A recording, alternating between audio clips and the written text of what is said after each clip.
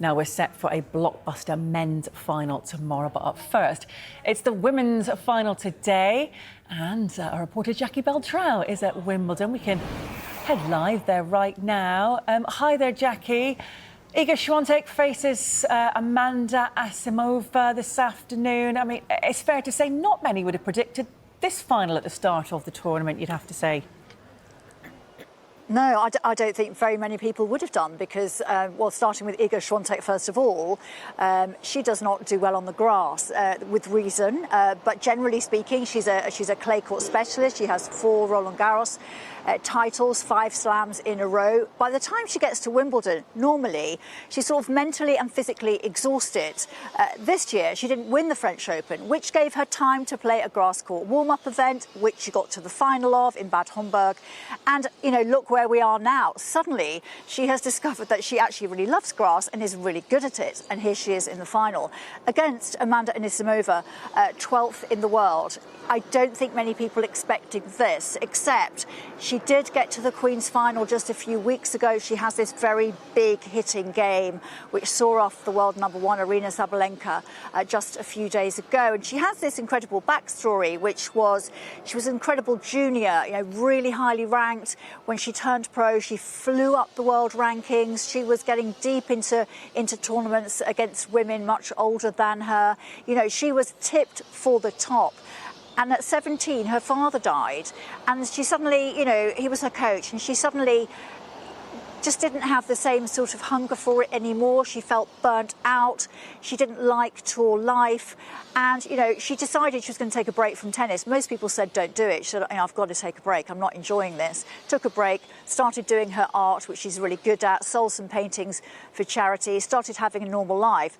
And then thought, I'll go back to tennis now. I'm ready for it. Went back to tennis, tried to qualify for Wimbledon a year ago when she was ranked almost 200 in the world and didn't make it to the start line. And incredibly, here we are a year later.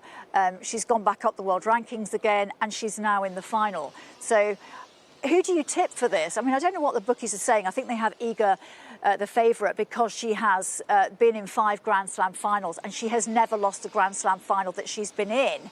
And Anisimova has never been in this position before. But the manner in which she saw off the world #1 and hung in there and was determined to get to this final also shows a steel within her that I don't think many people might have known about. And also, I guess, when you've been at the lowest of the low and, you know, not liking the game, you've got perspective when you come back because you're doing it because you want to do it. So I guess she goes in with a very relaxed attitude. Honestly, who's going to win this? I don't know. For Poland, it would be historic because they've never had a Polish singles winner of Wimbledon. So can you imagine the scenes if Iga were to win this? And again, in America, they've not had an American women's winner of Wimbledon since Serena in 2017. So I think it's quite a joyful winner, actually, today. Both of them will be extremely glad to be at this point. Yeah, I'm really looking forward to that. And of course, the men's final as well, we know, will be a repeat of last month's Roland Garros thriller between Sinner and Alcaraz. Does this feel like the start of a proper tennis rivalry, Jackie? Oh, do you know what it does? And I think, you know, you'll have seen that French Open final, which was just so extraordinary, and people are calling it one of the greatest Grand Slam finals of all time. And bearing in mind these two are so young and, you know, they haven't played that many, is amazing and tells you how good it was. The fact that Sinner, the world #1, had 3 match points against Alcaraz, the champion, and Alcaraz, who never believes he's beaten, came back and won that match. I mean, that is just almost unheard of. It's sort of very Nadal-like, isn't it? And, you know, when Sinner was playing Djokovic in his semi-final just a couple of days ago, or was it in fact yesterday? I've kind of lost track of time. It was Djokovic almost playing himself, but 15 years earlier, and a slightly better version of himself, because Sinner, you know, he's never beaten by a ball. He chases down everything. He slides on the grass like it's clay, and he is world #1 for a reason, because he just gets the job done. He's very intense. He's very focused. He never loses focus, and that's why he wins so many matches. But he's against Alcaraz, who has won here twice in a row. Not many players have won it 3 times in a row, and if he did that, he'll be in great company. Only 4 players have done that, including Pete Sampras and Roger Federer and Bjorn Borg. So that would be quite a feat in itself. But also for him to come back from the French Open And normally it's impossible to come here and win Wimbledon because, like I said before with Świątek, you're mentally and physically frazzled from winning that tournament. And to turn around on grass, which is such a different surface, and to do what he's done the last 2 years, just shows what an incredible tennis player he is and how he enjoys all the challenges. And he just looks like he's having a great laugh all the time out there. You know, nothing gets him down. His tennis never gets him down. You know, he enjoys the challenge of what's in front of him. So as a defending champion to face Sinner again, I think he will really love that. I think Sinner will really love it as well. It gives him the opportunity for revenge for that French Open final. And for Alcaraz, you know, winning Wimbledon for a third time, you know, Nadal didn't do that. I mean, that's an extraordinary piece of history for Spanish tennis as well. And so for these two to be going head to head, I think they'll really relish the challenge.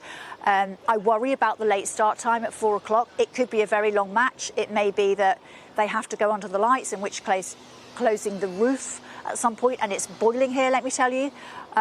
It throws up all sorts of questions, which will be answered tomorrow, but, you know, they're intriguing questions for sure. Yep, I just think it's going to be amazing, absolutely fascinating to see who comes out on top in that one. I would say Alcaraz is probably the favourite because, you know, he's won here twice before, you know, in difficult finals against Djokovic, so you would have to put him slight favourite, I would say, for that one. We should mention today, because the final is starting at 4 o'clock, which is very late, we have got the GB pairing of Lloyd Glasspool and Julian Cash in the doubles, going for the Wimbledon doubles title, which would be, you know, although all of the Brits are out in the singles, it would be a good way to end the championships for British doubles tennis. Oh, wouldn't it just? Look, try and stay cool. And I know you're working, but here's hoping you enjoy the weekend, Jackie. Thank you.